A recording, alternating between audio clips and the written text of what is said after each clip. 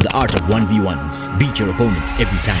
I used to love cricket, but then one day I saw Thierry Henry beautifully destroy an opponent. That day, my life changed. I dropped the bat and picked up a ball. Sadly, I played like a beetle, and I got destroyed by talented players on a daily basis. They mocked me, humiliated me, insulted me, but worst of all, they used me for nutmeg practice. I couldn't take it. So I went into intense training for 2 months, and then I emerged a more powerful insect. And then I got revenge, and I destroyed my opponents. Let me show you how you can destroy your opponents in a 1v1 as well. To be a master of 1v1, you need 3 things: exit strategies, awareness of enemy movements, and thirdly, skills that allow you to manipulate your enemy's movements and let you exit safely. Sayed, I hear you ask, what exactly is an exit strategy? An exit, my friend, is the last skill that you do to beat your opponent and get away from them. Your enemy's job is to try and predict your exit so that they can get in front of you, or to try and stop you before you can do your exit. Common exit skills include Instep Cut, Outstep Cut, And sometimes a roll. You fantastic footballer, I know what you're thinking. What are enemy movements and how do I manipulate them? When you're dribbling, your opponent's going to try and predict the direction that you're going to go in, and he's most likely going to go towards that direction. If you can manipulate the direction that he goes towards, you've won half the battle. So I'm going to teach you skills that's going to help you manipulate your enemy's movements and give you safe spaces to exit.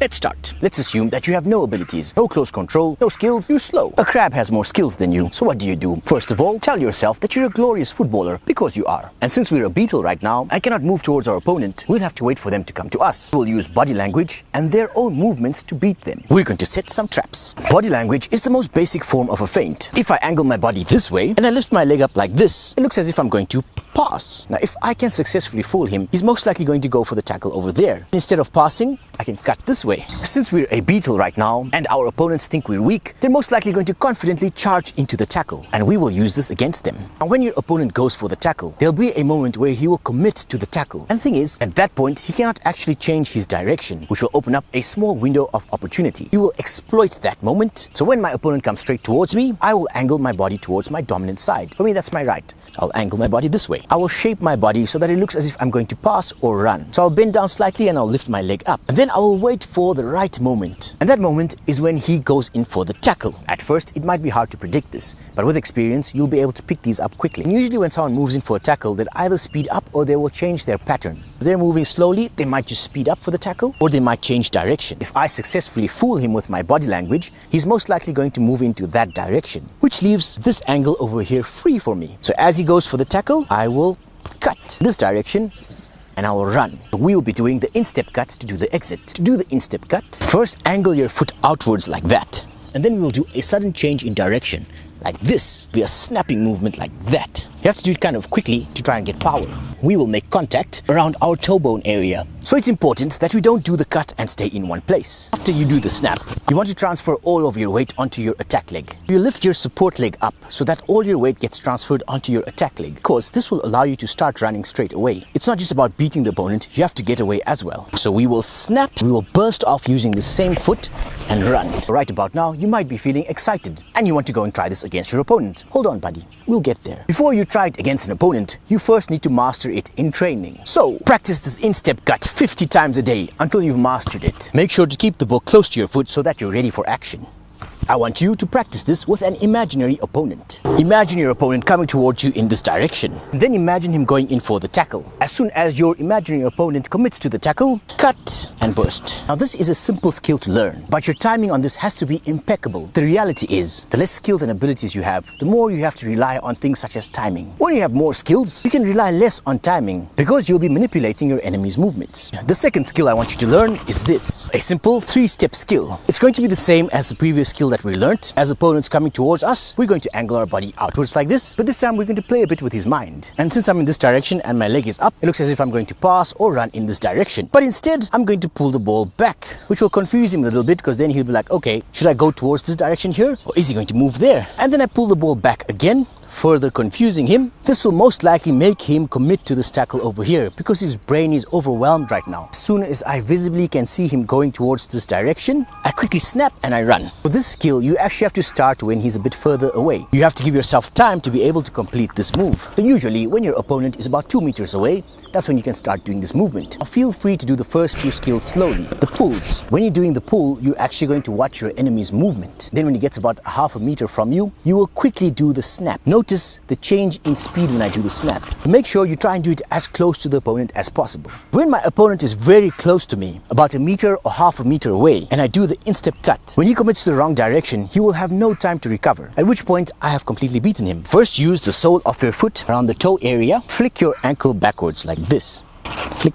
If you're not able to roll it fast enough, you might need to put a bit more pressure on the ball. So when I put weight on the ball, there's a lot more pressure on it, which actually gives me a lot more grip on the ball. So if I pull now, it moves much faster. Pull, hop and change direction, stop. Put weight on the ball, pull it back towards you so that you can snap. And same as before, practice this 50 times a day until you're comfortable with it. If you're feeling, Sayed, 3 moves is too difficult for me, don't worry buddy, let's do an easier version. We're just going to do 2 moves. For this version, we're going to face the direction we're going to exit in. So when our opponent is approaching us straight on, we're first going to angle our body in this direction. When he's about a meter away, pull the ball to this side over here, and I'm going to change the direction of my body. So from like this to that. That's going to confuse him, and it's going to make him think that I'm going to run off in this direction. As I visibly see them coming towards this direction, I'm going to do the Instep Cut. I want you to practice each of these skills 50 times a day until you're very comfortable with all of them. Once you're comfortable with it, then you can go and try it against an opponent. First, find a low-level opponent, someone you're not scared to face. If you fail at first, it's fine. Keep trying it till you get it. If you beat someone with these skills, congratulations. You're no longer a beetle, you're now a spider. I personally do not like playing like a spider because it's a vulnerable position to be in. I don't like being approached. I like doing the approaching. I like being the beast that they fear. Does it sound nice to you? Of course it does, because you have a beast inside you as well. Let me show you how you can be an excellent beast. By the way guys, if you've been following me for a bit, you know that my goal in life is to be able to do this full time. And thanks to you, I've been inching closer to that goal. And your comments really help. So if you're finding this useful, please comment and let me know. For the next part, you need to have close control. You need to be able to run towards your opponent while having the ball close to you. If you don't have close control, I do have an entire video dedicated towards close control. Please go watch that first. But let me give you a small recap. Instead of kicking the ball away, we will push the ball. When I push the ball, it sticks to our foot. First, angle your foot inwards. Then we're going to use the area between our toes and laces. We will then extend our foot forward slowly so that the ball pushes along. Stand on your support leg about half a meter away from the ball. Then we will push our body forward using our support leg. Then when we're in the air, we will push the ball along. So I call this skill the glide. You can use the same technique to push forward, also to push the ball to the side. We will simply place our support foot next to the ball and then push our body to the side.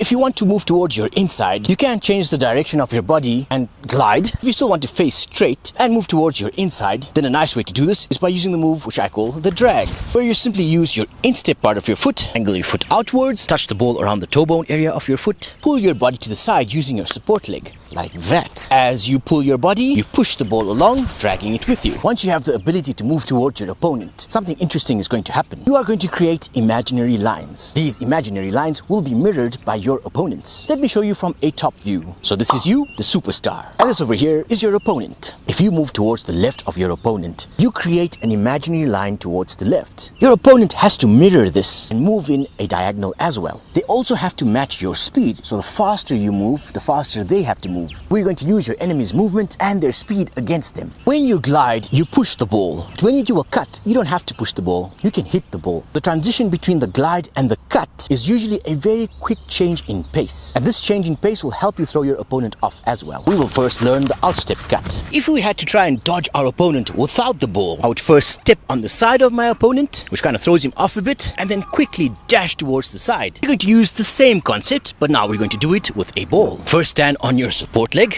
We're going to keep our attack leg up. We're going to hop to the side of the ball with our support leg like this. As soon as we land, we will propel our body to the side like that. As you propel our body, we will cut the ball along. Keep your attack foot faced inwards. We're going to touch the ball between our toes and laces. We will bend our leg up so that it's shaped like this, so that when we cut the ball, it touches this area here, like that. When I land with my support foot down, I angle my support foot a bit to the side so that all the weight rests on the edge of my foot, which allows me to push my body faster. Let's do it while gliding. The beauty of this technique is that it seamlessly fits in with the glide, because when we glide, we hop forward anyway. So I actually like to do my cut mid-glide. This makes it very hard for your opponent to read your cut. We will first do a glide, like that. Then halfway through the glide, I will quickly place my support foot to the side and then cut outwards. When going up directly against your opponent, you will go up against 3 typical type of defenders. First type I call the cones. These guys usually stand in one spot and hardly move. The most they will do is just extend their leg to try and stop you. It's either that or they move so slow in comparison to you that they appear to be cones. These guys are very easy to beat. The second type of defender are the Brexit types. These guys think they're Sergio Ramos. They try and stop you before you can do your exit. You have to be a bit careful of these guys. They might just swipe you off your feet. But if you know how, they become very easy to beat. They usually commit so deeply into their tackle that if they miss you, they cancel themselves out. The third type of defender is who I call the boss types. These guys, I love playing against them. They tend to follow your movements so that they can predict your exit. Sometimes they try and push you towards a direction that they know will put you in a weak position, such as pushing you towards the corner. They're wicked smart. Let me show you how you can beat each of these types. When running towards your opponent, there are 2 strategies that you can take. The first type is where you run away from your opponent. So if my opponent is straight, I'm going to glide towards this side over here. He's going to try and intercept me over there, at which point I'm going to do an outstep cut to move inwards. I can also do the opposite, where I run in that direction. When my opponent tries to meet me over there, I do an instep cut and I move towards the other direction. If you can cut at the right time, they will fly right past you. If you're facing Brexit types, this might trigger a slide tackle, which is fine. You just have to anticipate it and cut just as they do the tackle. This running away strategy might work well against Brexit types, but it becomes very difficult against boss types. Because the boss types don't recklessly go in for the tackle, they follow you around and wait for you to do the exit before they go in for the tackle. Even when you run away from them, when they try and intercept you, they won't get right in front of you. Instead, they will block off important directions, and he will only go in for the tackle when you do the exit. They usually keep some distance between you and them, so that when you do the exit, they can react in time and get in front of you. So a better strategy is to run directly towards them, so that they have to face you in a direct duel. Take the fight to them. I prefer this strategy. This actually cancels out boss type defenders from pushing you into the corner. So let's focus more on the direct duel. It's important that you have a deep understanding of exits, so let's dive in. The first thing you need to understand is your optimal space for exit. If my opponent is 2 meters or more away from me, and I do the exit from here, he's definitely going to be able to react to my exit. Unless I have mad amounts of speed, this distance for exit is not going to work for me. If my opponent is about 1 meter away from me, and I do the exit from this distance, my opponent's most likely going to read the movement, but their reaction time won't be fast enough to stop me, depending on my speed, of course. My favorite distance for exit is less than 1 meter, very up close and personal. When I exit from this distance, 2 things happen. They smell my deodorant as I pass them. The chances are higher that they can't read my exit. Even if they do, they have no chance of reacting in time. With experience, you will learn your optimal distance for exit. If you're a beginner, just keep it within the 1 meter range. It's a very nice range to do your exits in. The best skills for exiting is the Instep Cut and the Outstep Cut. Even when you learn higher level skills, they will still revolve around the Instep Cut and the Outstep Cut. Right, you future superstar, let's learn how to do the Outstep Cut against different opponents. Let's first start with the cone. When you're going up against cones, you can practice using cones. Now, I don't have a cone with me, so I'm going to use my tripod. Stand about 4 meters away from your obstacle. Going to glide a few times towards our opponent. Around the 1 meter mark, we will do the outstep cut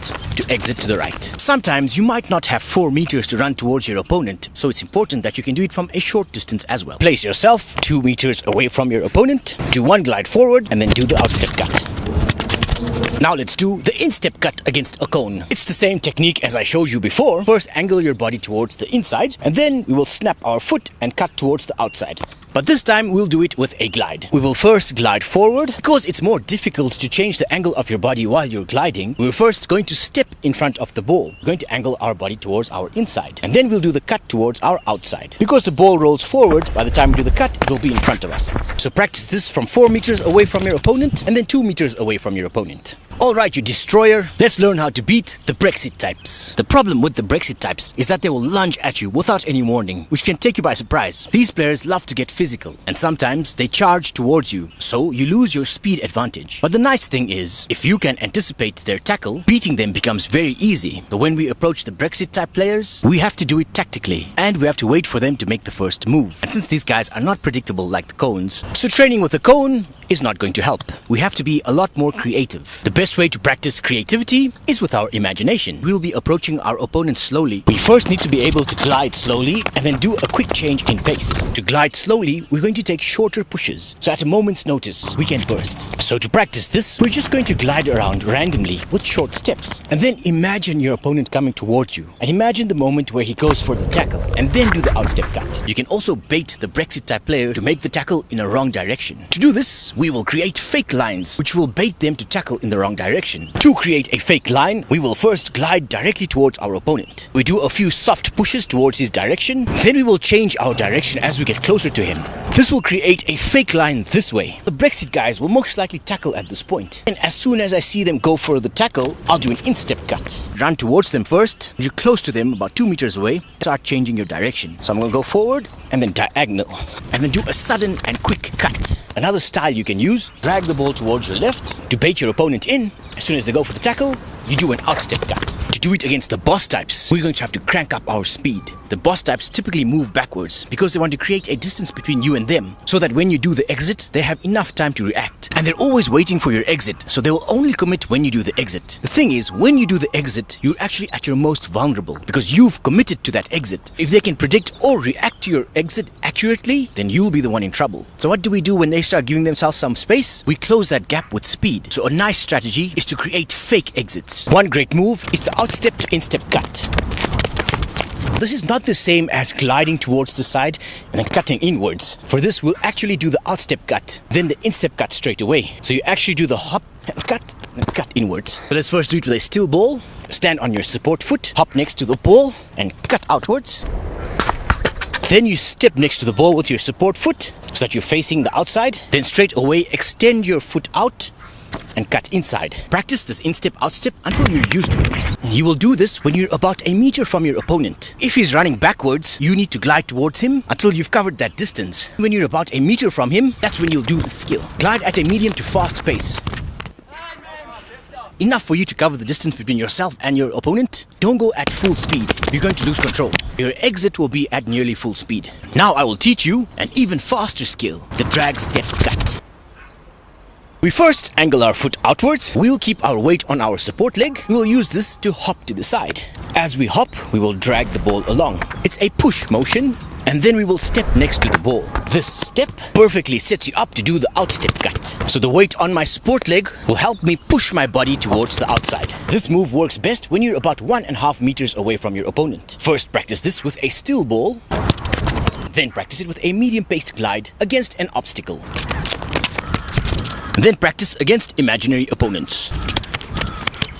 Practice each of these skills 50 times a day until you've mastered it. Then go try it against a low-level opponent. And if you've successfully beaten your opponent with these skills, congratulations, you are now a beast. Now let's take this to the next level, the phantom level. We are going to add feints to our skills. Feints are a form of fake exits. Let's first start with the fake outstep. When we did the outstep cut, we hopped and pushed the ball. When we do the outstep feint, we do the same movement. But this time, instead of cutting outwards, we're just going to go past the ball. So it looks as if we're going to commit to an exit. Our body shape has to sell the feint. When I exit with an outstep cut, look at how my body looks. My body has to look the same way when I'm doing the feint. So when I'm like this looks as if I'm running. If done successfully, it should cause your opponent to go for the tackle there. When he does, then we just have to lean towards the other side. Like that, and then we drag the ball along. Then practice it with a slow glide.